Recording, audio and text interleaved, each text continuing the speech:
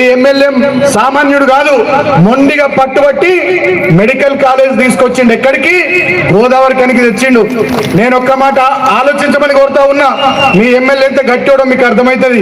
మంచిర్యాల జిల్లా medical college ఎక్కడ పెట్టిర్రు? మంచిర్యాలలో పెట్టిర్రు. ఆసిఫాబాద్ జిల్లాలో జిల్లా మెడికల్ కాలేజ్ ఎక్కడ పెట్టిర్రు? ఆసిఫాబాద్ లో పెట్టిర్రు. నిర్మల్ జిల్లాలో మెడికల్ కాలేజ్ ఎక్కడ పెట్టిర్రు? నిర్మల్ లో పెట్టిర్రు. మరి ఇక్కడ మెడికల్ కాలేజ్ ఎక్కడ పెట్టాలో లెక్క ప్రకారం పెద్దపల్లి జిల్లాలో మీ ఎమ్మెల్యే మొండోడు గట్టోడు కోట్లాడి మీకు మెడికల్ కాలేజ్ పట్టుకొచ్చిండు. అది మీ చందర్.